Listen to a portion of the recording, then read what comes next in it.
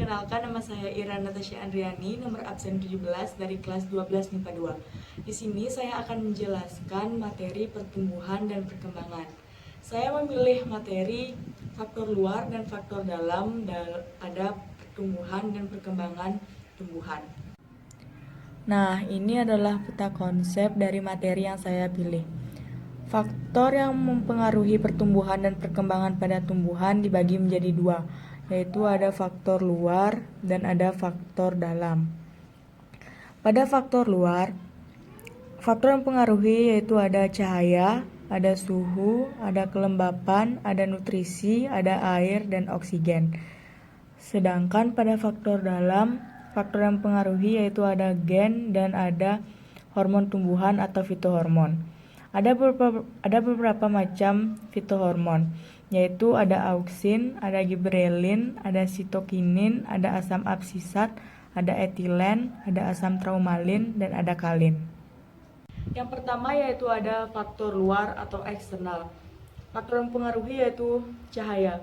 Cahaya, khususnya cahaya matahari, merupakan sumber energi yang paling diperlukan dalam proses fotosintesis. Yang kedua yaitu ada suhu. Suhu optimal yang baik dan ideal dalam pertumbuhan dan perkembangan adalah suhu sekitar 10 sampai dengan 38 derajat Celcius. Yang ketiga yaitu ada kelembapan.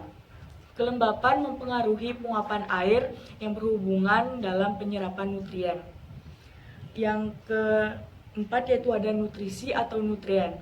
Tumbuhan biasanya mengambil nutrien dalam bentuk ion dan beberapa diambil dari udara. Yang kelima yaitu ada air. Air berfungsi untuk menentukan laju fotosintesis. Yang keenam yaitu ada oksigen.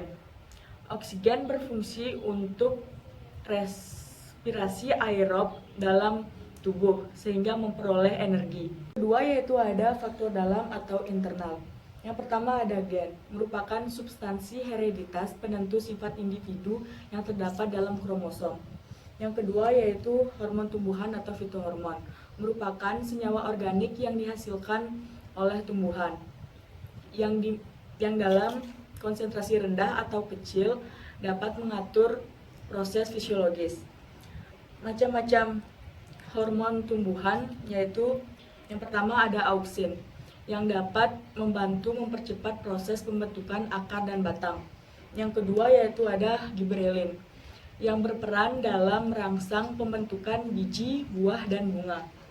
Yang ketiga yaitu ada sitokinin yang berperan dalam merangsang proses pembentukan akar dan batang. Keempat yaitu ada asam absisat yang berperan dalam proses penuaan dan gugurnya daun serta mempertahankan tumbuhan dari tekanan lingkungan yang buruk.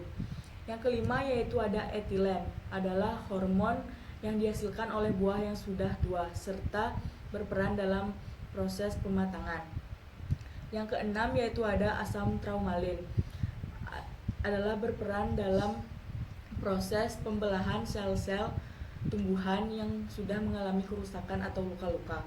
7 yaitu ada kalin yang berperan dalam merangsang pertumbuhan organ tumbuhan atau organogenesis. Sekian penjelasan dari saya. Terima kasih.